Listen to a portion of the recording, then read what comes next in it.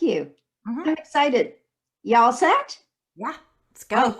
right. We'll get to it. We'll get to it. So, hey, welcome. Welcome back to Awesome Life Podcast. I'm Karen Stultz, your host, and I'm here today with an amazing lady, Julie Steelman. And of course, to have an awesome life, it's important to have financial freedom. And my guest today, at the age of 47, she was able to let go of her corporate job and follow her passion and her joy.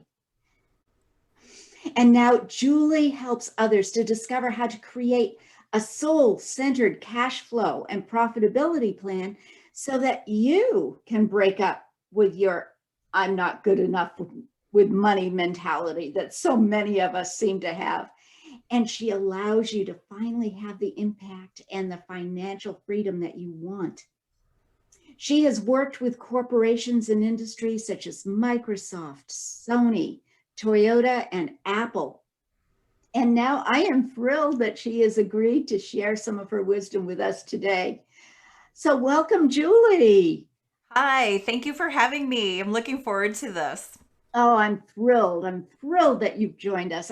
So many people today need that financial wisdom that you have so admirably found. But I'm sure it wasn't always that way, was it?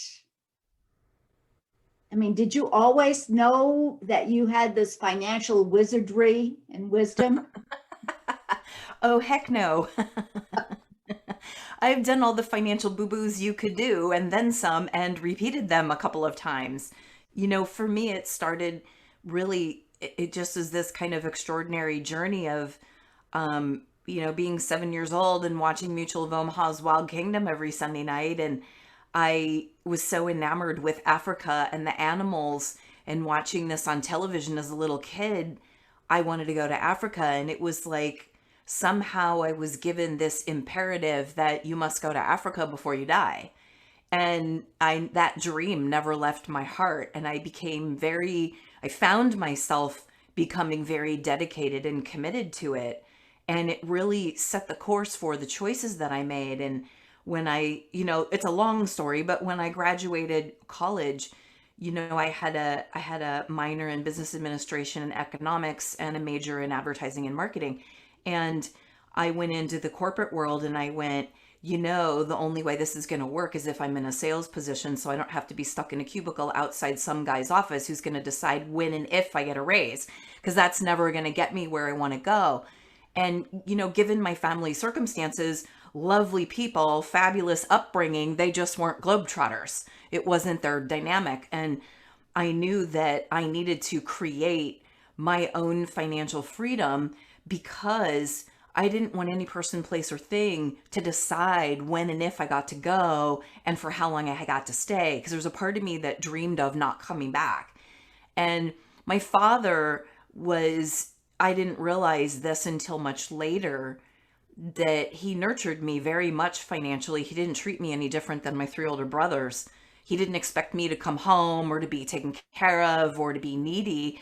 He was like, I'll put you through college. After that, you have to figure it out. You're on your own. If you buy a house and you default, I'm not saving your butt. And it's like, that was great tutelage, right? It was almost like the fear of God was put in me, that it's like, you better figure it out. And so, that coupled with this very strong father and an upbringing who didn't see me as different, never gave me any stories about I couldn't have what I wanted, or that, well, pat me on the back and, well, have fun in corporate America, but women don't get paid as much and don't expect to, fill in the blank. He never said any of that stuff. And, it was a friend of mine that pointed out a few years ago, she goes, do you realize that that is unusual? And I'm like, I thought everybody was brought up like that, but they weren't. No. So it put me on that trajectory, and that kept being my, as I got into corporate, there's all those stories and all the society and the limiting beliefs, inside a sales team inside corporate America is like being in the eye of the needle of the man's world. And nothing against men, I love men, but the belief systems at that time women aren't good with money. We're not aggressive enough. We won't be good at sales. They're not going to invest in us because we're going to get pregnant and quit in a year. You know, all of this stuff about somehow you're less than, Mm. right? Somehow your contribution will never measure up, whatever the story is on top of that.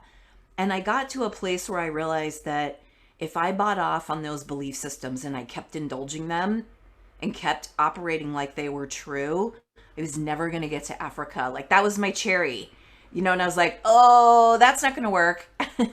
Yeah, yeah, indeed. You know, those were the stories Yeah, women had. all of it, all of it. I And was, then some. yeah, I was told, gee, you know, basically you don't have to go to college, Yeah. but Your place is in the home. marry a nice guy who will take care of you, and then you don't have Yes, to worry about it. that's right. And that's not where we are, especially No. today, and especially for women. So you discovered that early on, and that and had the support of your dad. That is huge, Yeah. huge, huge. It was huge. So with this cherry in front of you of going to Africa, Yeah. did you get to Africa? I did. So it was many, many years later because I was working through corporate and then I eventually did retire and create that kind of financial freedom. That was my goal. That's why I went into sales. Because within 2 weeks of getting into corporate, I was like, I don't know what, but I got to get the hell out of here. It wasn't fast, right? It wasn't fast, but that whole paradigm, you know, wasn't on target with that awesome life that you talk about that I could envision. Yeah. And I somehow I knew I was being very guided, but somehow I knew that my choices, my how I would like I couldn't just Pollyanna it. Oh, I'll manifest it. Oh, I'll hope for it. Oh, let me cross my fingers. Let Let's me say a prayer. It's let's like do all prayer this with affirmation. action and intention is what makes things that are improbable possible. And I kept going. I didn't want to be in that environment. And one time I was on a scuba diving trip that was a whole nother story of synchronicity. And I was working at Microsoft at the time as a manager, and I found myself in Bonaire in the Caribbean in board shorts, barefoot, in a bikini. And I was like, I'm so much more, this is who I am. Yeah, Not Miss Boss at MSN, you know? And yeah. then I met my husband on that trip. But yeah, we eventually got to Africa and I haven't stopped going back since. I go at least once a year. Oh, how wonderful. How Yeah. truly, truly wonderful. So you truly are living your dream. And Yeah. from what I understand, you actually were able to retire at the age of 47 Yep. and still have the finances to Yep. continue going to Africa every year. Yep. So, Yep. you know, there is a lot more than just the manifestation and the Yes. affirmations Yeah. and things that had to take place, I'm sure, so you could be financially free. Hmm. You know, there's there's sort of what happens in the inner world, and then there's what, and then that produces a result in the outer world. And I think we're our society and how we're trained or sold and told is about referencing from outside of ourselves. And I was listening to a soul calling that said, you must go to Africa before you die. And it set me on this trajectory, right? That I couldn't have planned. And it gave me a body of work about being a female and being financially free, right? And there's plenty of women with a lot of money, and there's plenty of women who are retired from corporate. And yet there's a lot of women who this is a huge area of disempowerment around. And I was listening to my soul. I was letting my soul lead. And so when all those belief systems about, you know, your boss says to you, and this happened, I realized that I was really in the macrocosm of the traditionally masculine money making system, or what some people call the patriarchy. I actually don't like that whole reference. That's just me. I think it's so riddled with pissosity and violence and againstness. And I think I like to believe, naive or not, that everybody's doing the best they can. And they were all operating under a belief system they were taught, right? And so if we go into it from a loving perspective, I don't condone it, I don't support it, I don't want to continue it, but I'm not going to fight with it and I'm not going to go against it because that's another imbalance and I'm not interested in that. I'm interested in how do we heal together. Yeah. And so it was like I walked through that and started looking at the beliefs that people were throwing on me, and it became their lies, not my truth kind of thing. And it was really when I was the secret, and everybody has this, every woman, everyone listening to this has this, a deep, deep dream. I was moved and motivated by a deep dream. And I was so dedicated, devoted, and committed to it. I was unwilling to let anything in the outside world, any person, including family members, anybody, thwart that because they were trying to have me believe something that if I were to believe it would get in the way. That's powerful. And one of my other guests on the podcast, Sherry and on Sarah, actually showed me something about our belief systems that I'd love to share. And it sounds like you recognized it, but it became very poignant for me when she said, "What is the first letter of belief?" B. And what is the first letter of systems? S. Yep. Belief systems are nothing more than BS. And I they think can be changed. absolutely. They're nothing more than BS unless it comes from the authentic self. And exactly. So if we're living somebody else's belief systems, we're not living our true self. And finding that joy inside of you. I call it the big why. It doesn't have to be big world nationally, making a huge difference. It's yours and yours alone. What is going to bring you that joy, that soul fulfilling joy? And what is the solution to achieving that? Yeah. It's what happens with belief systems are like data comes in from someone else, or our parents modeled it, or it was in our family, or we had an experience and we judged it. And so then that judgment gets personalized, especially with women, right? We take it a whole nother level deeper and we personalize it. And then all of a sudden we end up with we're bad and wrong. And as we're going forward in life or growing our businesses, the belief systems end up creating competing intentions. And nothing, and then it becomes this inner war. Nothing can move. And so if you have an intention to grow your business because you want to make a difference, but then there's this belief system that says it's wrong to talk about money, do you think you might have a sales problem? Exactly. Because they rub and they eventually wear each other out. And that's what becomes so unsustainable for women. And you can work harder and harder and harder and harder, but that belief is going to erode you more strongly and more strongly the more you work, until we let stuff go and we put it into its right context. That's the truth for us, which is if I'm really willing to grow my business in service to the difference I want to make, then by golly, I better get rid of my limiting money story or my scarcity issues, because it's going to cost me that difference I want to make. And that's all I was doing was, if I believe that I suck at selling because I'm female, because they said so, because they didn't understand how women operate, right? I was never going to retire. I was never going to get the hell out of there. And I was never going to get to go to Africa. Now, that isn't always true. Those absolutes aren't always reality, but that's what I was working with, right? Right.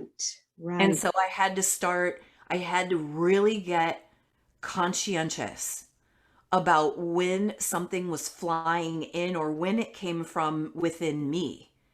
I was the youngest of 3 older brothers, and there were many situations where I had judged that it was better to be a guy. They got more of the goodies. They didn't have to do the dishes when it was warm out and light out until 10 o'clock at night and they're in the backyard playing football and I'm watching them while I'm doing dishes, right? Because I'm the girl. I'm supposed to do the dishes. I mean, it's like those little things. I judged that, well, it sucks to do dishes. They're having fun playing football. There must be something wrong with me because I'm Oh, a girl. That's totally was my one of my things. And I went into corporate and then here I am getting piled on, right? You can't do this as well because you're a girl, right? oh, And yeah. let me tell you something about women. We're so good at relationships. We're so good at nurturing and caring. We could blow every male out of the water when it comes to selling. And again, no, nothing wrong with men, right? They were doing the best they could at the time. But the point is that we need to find our own groove and our own lane and be in a process of discovery of what that authenticness is, free and clear from the impositions of other people's thinking. And I don't even think that 90% of the women on the planet have even indulged the deep dream that's inside of them. And it starts there. Yeah. We put kind of a box around ourselves and say, no, we Not really supposed can't get to. outside of this box, which is totally untrue. Yeah. So do you have any tips for women to kind of say, hey, look, I see something outside this box that really look, there's sunshine out there. Yeah. There's joy. There's an awesome life. Yeah. Yeah. You, what can they do? Well, I think the first thing is notice the ways in which you're limiting any of that type of expression within yourself. The Because there's a languaging. competing intention and a scarcity story running. Mhm. People don't want what I have. I'm not good enough. What I'm going to put out there isn't super sexy. This is one of the big ones I've really stumbled upon, which is I'm just this little person with 10 acres over here. How in the world can I make a difference on a planet that I want to see change? And every little ripple matters. I'm saying every little ripple matters. And so if that's true, stop, notice where the limiting beliefs are, where the stories are that are someone else's that aren't really yours, and you've never really taken the time to investigate what your truth really is. And the second thing I would do is I would do a 33 day, and 33 days matter because we develop a new neuron pathway in 33 days. So if you miss a day, start over. But at 33 days, nurture that nugget that is whispering to you, journaling, dancing, singing, walking, something, 15 minutes a day, 33 days in a row. Nurture that nugget and find out what it is, because those dreams are the things that are going to make the difference in us being able to save the natural world and create the world we actually yearn and crave to live in. And I believe women are holding the keys to that. And so denying your dream is really withholding a gift from everybody else. And we got to stop playing small on this one and start finding the areas where we're disempowered and become empowered so that we can fulfill on the things we really want to make a difference on. So it starts there. Yeah. Yeah. Starts there. Finding out what it is and moving towards that. And giving yourself permission. Oh, permission. Mary Oliver's quote, let the soft animal of your body love what it loves. I love that. I love that. I have a number of clients that come to me and say, well, there's so many things, but I don't know what I truly, truly love. And it sounds like your example there of giving yourself permission for 15 minutes a day for Yep. 33 days Yeah. to just enjoy, Yeah. not deep Indulge it. soul searching necessarily, not, No processing. It's an allowing. it's an allowing. It's an allowing. It's a nurturing and an allowing. And that's when the wisdom comes through. That's right. And it may come through in that moment, or you may get that brilliant aha later when you're changing diapers or launching a course or whatever. It'll come through, but we have to make space for it. And we have to be willing to give up people pleasing, being polite, being too big for our britches. What's the quote about, women who behave are not legends? I forget exactly how it goes, but it's like, I believe that that is soul speak. And the Dalai Lama says the world will be saved by Western women. I reserve the right to edit it and say I think the world will be saved by all women. I don't think it's cultural. And I think we each are carrying a code and a seed and a piece of what will make our lives in the natural world be in harmony with each other, get out of these degenerative, destructive, unsustainable models. But unless and until we are willing to follow the seed of a dream that might seem ridiculous, we can't possibly know, because I think that's destiny knocking at your door. If you can think it, it's possible for you. Of course. If you can, you don't even have to dream it. If you can think it, Yeah. and if it resonates with you, you can dream it. It is possible, isn't it? Look at you, 47 years old, able to retire and still enjoy. And now you are helping so many other women fulfill their dreams, their souls, their life, their awesome life. Oh, Julie, this is great. Well, that's what matters to me, because I spend a lot of time deep in the bush with wild animals, big cats. And it's my great love, and it's a reflection of my great love for our natural world.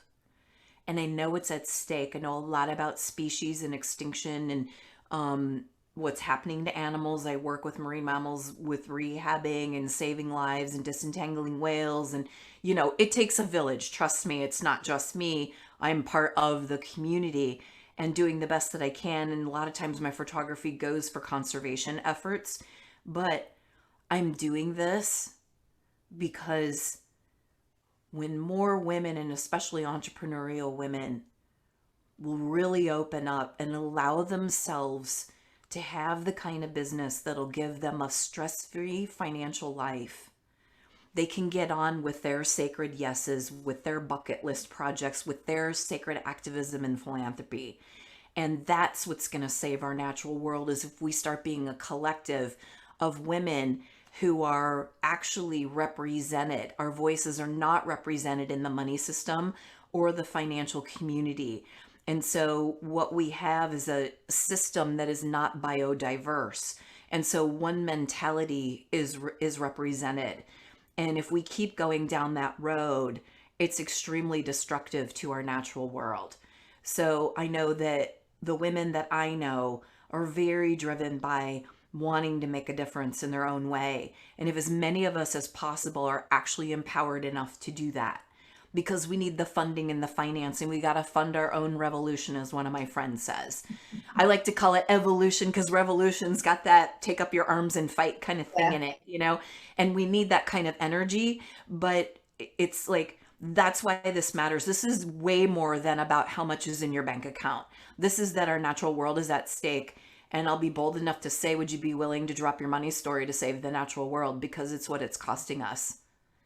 Because as long as we play small, we're not represented in those ways where we can affect laws, where we can affect who's making what decisions. We vote with our dollars, where our investments are. Are we funding the things that we want more of versus the things we want less of?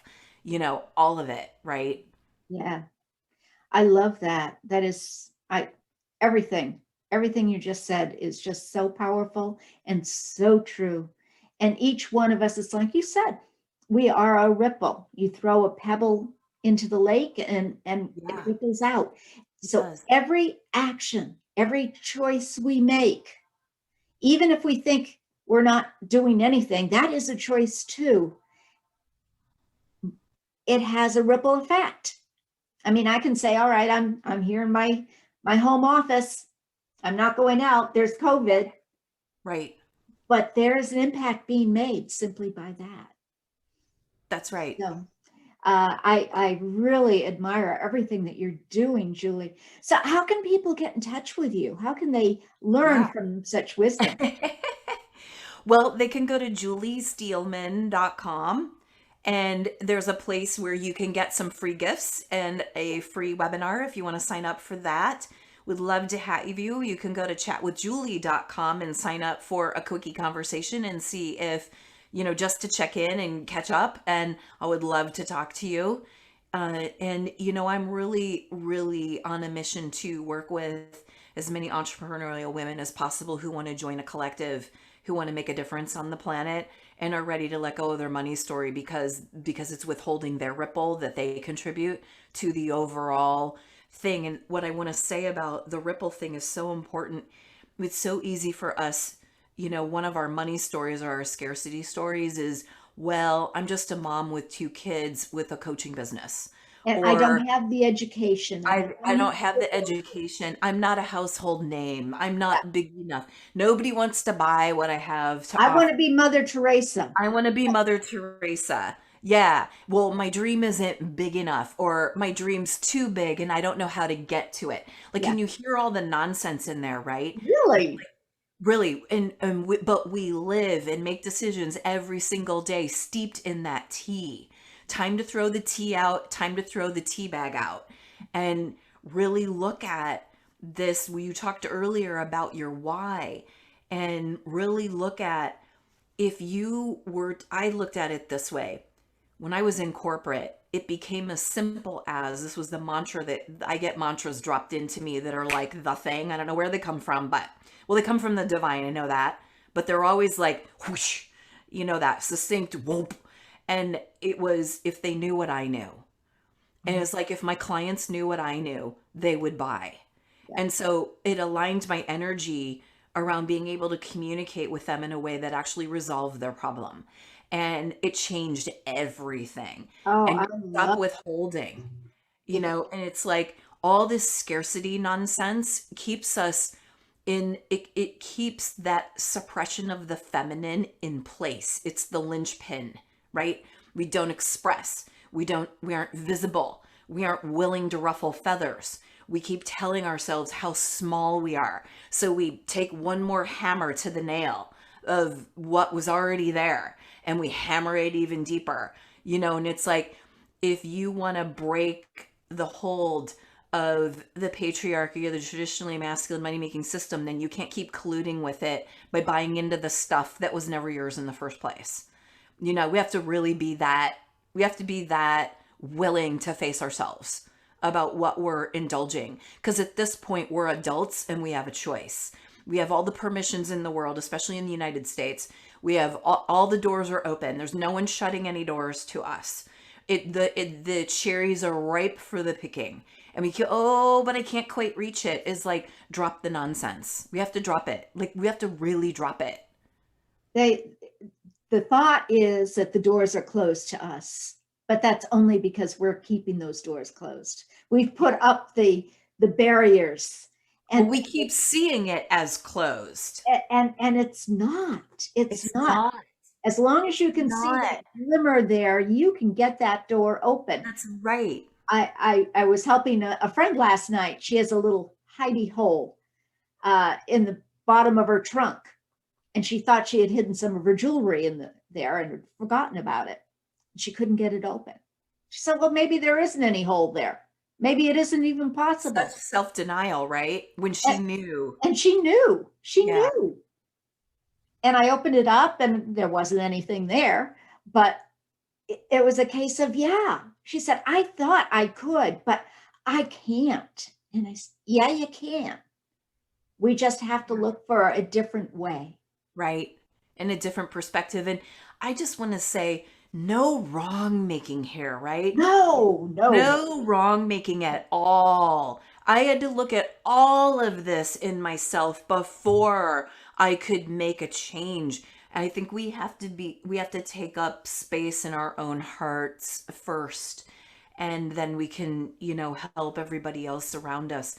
But if you're someone sitting there thinking, well, I just have a small coaching practice, I only make 60,000 a year, but every single one life that you shift, you have no knowing of how that shift turns into some way they shift something or someone else.